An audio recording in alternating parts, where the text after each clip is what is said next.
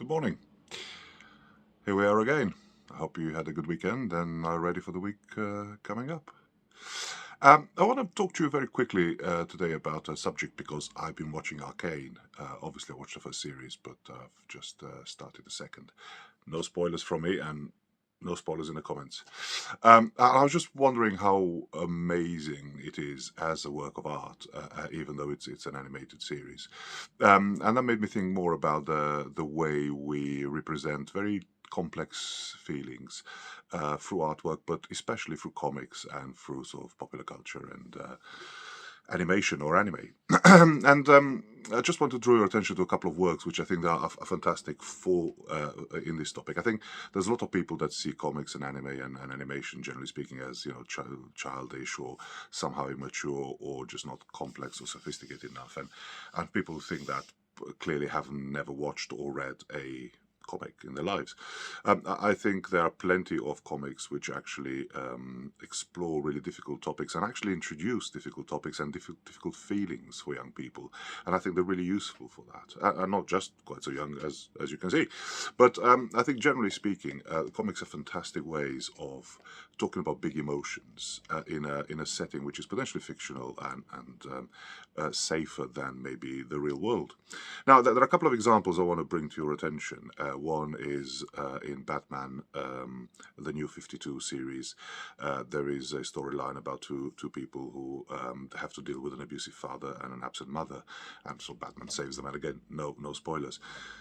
But this is something that people go through, and I think it's a very, very interesting and sort of mature and delicate way at the same time that this sort of theme about an abusive parent is introduced. Now, Batman himself is a model of grief, and I think actually more comics should take the time to introduce mental health with superheroes. I mean, we could argue that Spider-Man is ADHD. There is actually a storyline with IronMan where he deals with alcoholism, and it's kind of finding solace at all the pressure that he has to deal with, and also some of the guilt that he feels through certain actions. Again, no spoilers at the bottom of the bottle. So that's another very good one. And by the way, I'm going to put the references to all these in the notes. But that particular Iron Man comic is very good if you have a struggle with alcohol and want to know more about that, or you know somebody who does. So those are the few examples. Now we could also argue that Iron Man himself is potentially depressive at times and or narcissistic, and certainly despite his bravado, there are potential confidence issues. We can look into things and we can see the humanity, if you like, behind the superhero. So again, comics are a fantastic way of dealing with this. Now,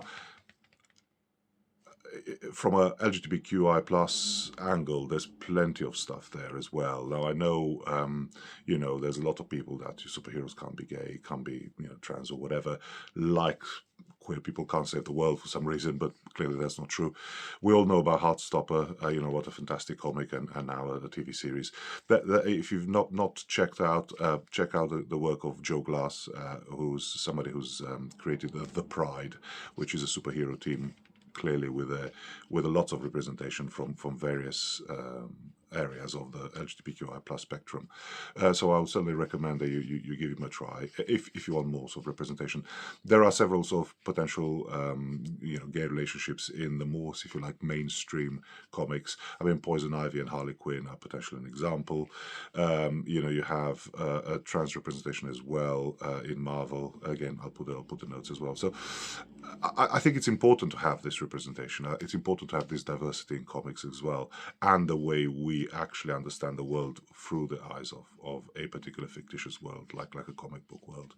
And again, if you're a young person, it's a fantastic way to get introduced to big themes and big emotions, and find yourself dealing with certainly very complicating things in a fairly safe way, because ultimately, the comics provide an alternate universe for us to kind of project our feelings and thoughts in.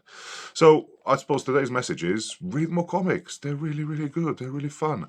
It's not just people in tights fighting baddies. It's not black and white. It's not just very simplistically, oh, me punchy, you fully, save the world and all the rest of it. It's actually a lot of incredibly interesting stuff there. And I think if you are sometimes not quite, if you're a young person and you're not 100% sure how to verbalize your emotions, or actually you might have gone through a lot of abuse and you're not quite sure how to feel certain things, getting into comics, it's a really good way of actually trying to work out and if you like, almost role play certain feelings in that way. And again, if you're part of the community, there's stuff out there as well that could help. So go out there and get some comics. Have a good rest of the week.